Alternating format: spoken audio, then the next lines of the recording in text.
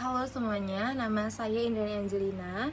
Saya dari Universitas Budi Dharma Medan. Di sini saya ingin membahas tentang mata kuliah Teknik Riset Operasi dari Bapak Ihsan Parinduri yang membahas tentang metode NYC atau Northwest Corner. Dan yang kedua adalah less cost. Dan yang ketiga adalah Yoga Affirmation Method. Dan selanjutnya mari kita lihat pembahasannya. Nah, di sini kita bisa lihat soal nomor 1, yaitu suatu perusahaan mempunyai 3 pabrik produksi dan 5 gudang penyimpanan hasil produksi. Nah, jumlah barang yang diangkut tentunya tidak melebihi produksi yang ada, sedangkan jumlah barang yang disimpan di gudang harus ditentukan jumlah minimumnya agar gudang tidak kosong. Nah, tabel matriks berikut menunjukkan jumlah produksi paling banyak bisa diangkut, jumlah minimum yang harus disimpan di gudang, dan biaya angkut per unit barang dalam SMU atau satuan mata uang. Nah, di sini kita bisa lihat tabelnya pabrik gudang P1, P2, P3 dan D. Kita bisa lihat di selanjutnya ada G1, G2, G3, G4, G5 sampai yang terakhir S.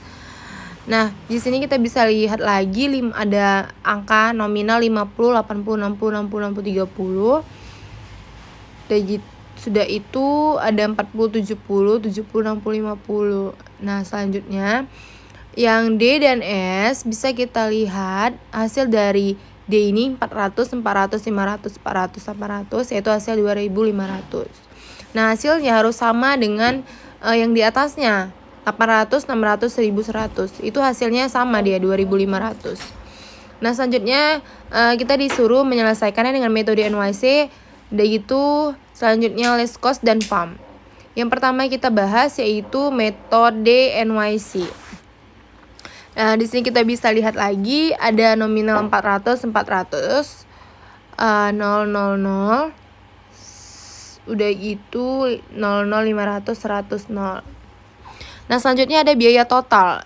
Z sama dengan 50 dikali 400 ditambah 80 dikali 400 ditambah 70 dikali 500 ditambah 60 dikali 100 ditambah 60 dikali 300 ditambah 40 dikali 800, yaitu hasilnya 1.430.000. Ya, selanjutnya lagi ada less cost. Less cost ini hampir sama seperti yang tadi. Kita bisa lihat biaya totalnya 800 dikali 30, 400 dikali 40, 400 dikali 40, 60 dikali 200, ditambah 60 dikali 200, ditambah 60 dikali 500, ditambah 60 kali 200.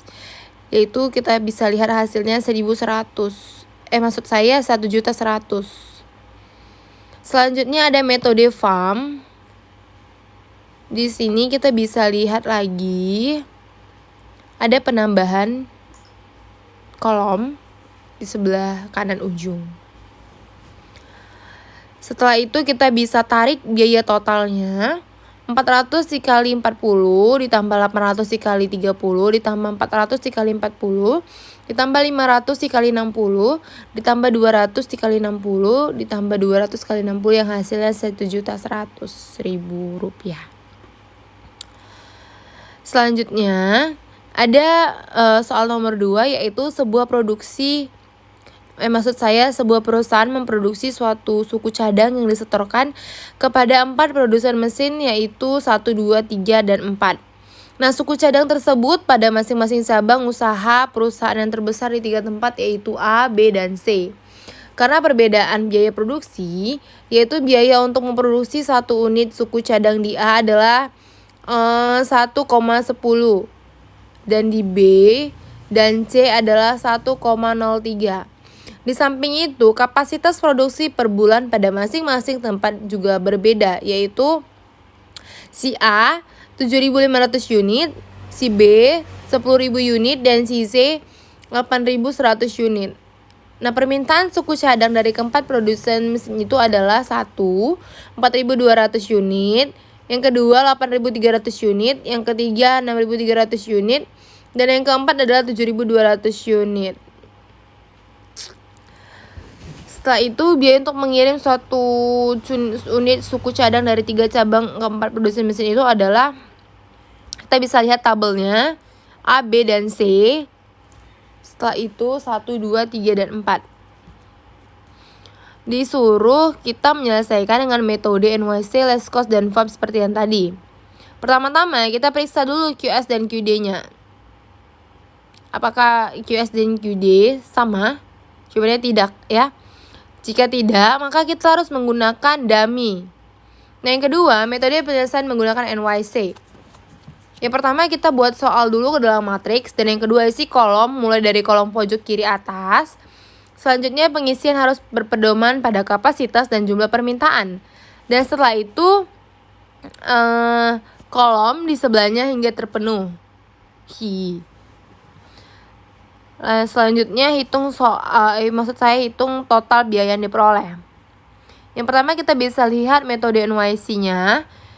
Diperoleh Z sama dengan 4.200 dikali 0,12 ditambah 3.300 dikali 0,014 ditambah 5.000 dikali 0,17 ditambah 5.000 dikali 10 ditambah 1.300 dikali 0,12 ditambah 6.800 dikali 0,14 ditambah 400 dikali 0. Jawabannya ialah bisa kita lihat 3.424.